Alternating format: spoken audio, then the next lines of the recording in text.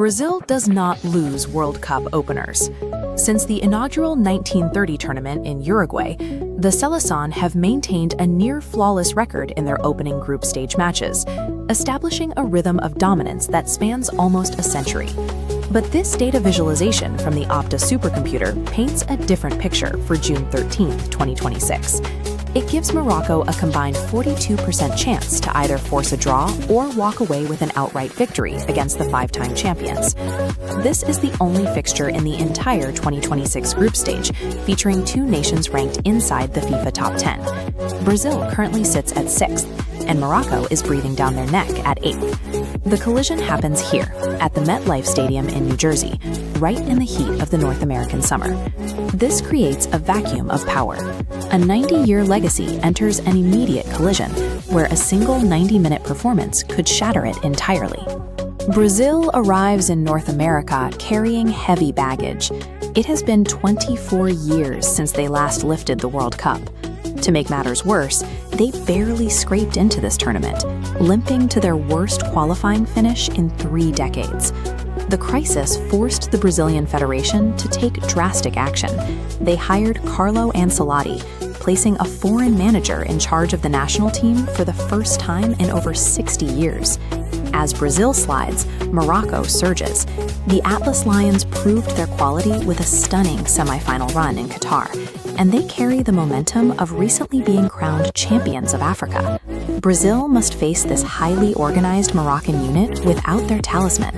A calf injury has sidelined Neymar, removing their historical focal point. The pressure sits squarely on the Seleção. With a 24-year drought looming over their heads, their opening match is a severe test of national character. Morocco's coach, Wabi, favors an aggressive approach. From kickoff, his players sprint into a coordinated swarm to suffocate Brazil's build-up play, attempting to force a critical error. Once ahead, the system violently shifts gears, dropping into 2 tight banks of 4 to protect their lead.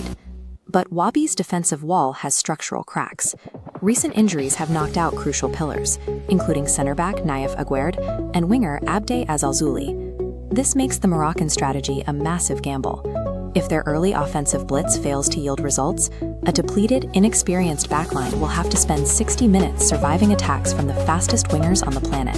Ancelotti abandons the fluid Samba flair in favor of a pragmatic 4-4-2 formation. This deeper, disciplined structure shields a suspect defensive line and provides necessary cover for the absence of injured right-back Wesley. By instructing his team to absorb pressure, Ancelotti is intentionally baiting Morocco forward. He is trading possession for the exact resource Brazil needs: open grass. The system is engineered to unleash Vinicius Jr. Sitting deep allows him to act as an elite transition outlet, waiting to sprint into empty channels. And we can see his counterpart's efficiency mapped out here.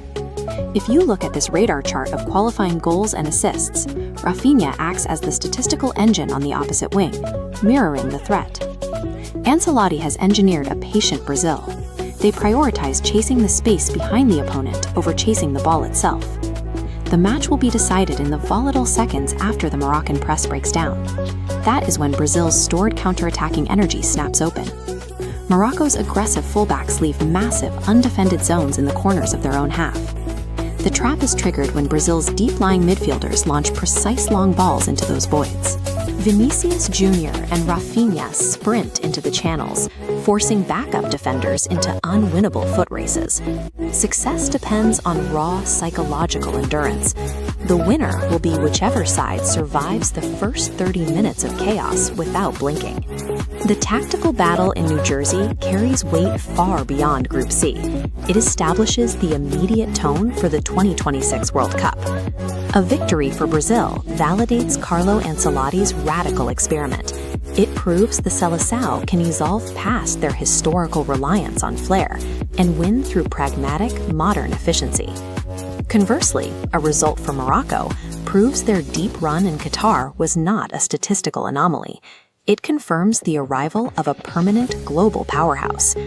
This opening gambit between 2 distinct tactical philosophies will illuminate exactly what it takes to survive the expanded tournament format.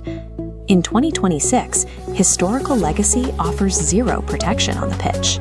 the new football hierarchy will be defined entirely by who can withstand the pressure of the first 30 minutes.